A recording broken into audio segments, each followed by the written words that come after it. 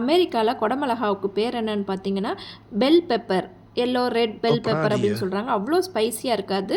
இது வந்து கொஞ்சம் ஸ்வீட்டாக தான் இருக்கனால கிட்ஸுக்கெல்லாம் பிடிக்கும். விட்டமின் சி, ஃபைபர், ஆன்டி ஆக்சிடென்ட்லாம் வந்து ஜாஸ்தி இருக்குது.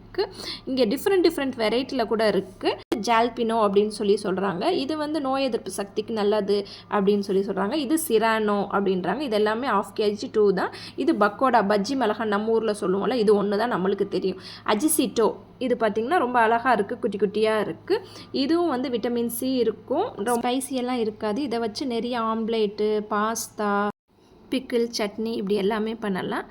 இது வந்து போப்ளானோ அப்படின்னு சொல்கிறாங்க. மெக்சிகன் ஃபுட்டில் வந்து நிறைய யூஸ் பண்ணுவாங்களாம். இதுவும் பார்த்திங்கன்னா அரௌண்ட் 250 அந்த ரேஞ்சில் தான் இருக்குது. இது நெக்ஸ்ட்டு இந்த க்ரீன் கலர் பார்த்திங்கன்னா இது பார்க்க நம்ம ஊர் பஜ்ஜி மிளகா மாதிரி இருக்குது. குபைன் அப்படின்னு சொல்கிறாங்க. அதுக்கப்புறம் இந்த எல்லோ, ரெட்டு இதெல்லாம் வந்து same red, yellow bell pepper அப்படி தான் சொல்கிறாங்க. நம்மளுக்கு தெரிஞ்சு பீஸாவில் தான் போடுவாங்க. பட் இங்கே பார்த்திங்கன்னா ஸ்டஃப்டு பெல் பெப்பரு, சேலட்டு, கறி, அதுக்கப்புறம் பார்த்திங்கன்னா சாண்ட்விட்ஜுக்கு நிறைய சட்னி எல்லாமே பண்ணுறாங்க. இங்கே ஏன் இதை பெல் பெப்பர்னு சொல்கிறாங்க? நம்ம ஊரில் இதை ஏன் குடமிளகான்னு சொல்கிறாங்க? பெல்லு மாதிரி இருக்கா, குடை மாதிரி இருக்கா? உங்களுக்கு இதை பற்றி ஏதாவது தெரியுமா? தெரிஞ்சால் கமெண்ட் பாக்ஸில் கமெண்ட் பண்ணுங்கள். இதே மாதிரி இன்னொரு இன்ஃபர்மேஷனுக்கு வெயிட் பண்ணுங்கள். மீண்டும் சந்திக்க சப்ஸ்கிரைப்.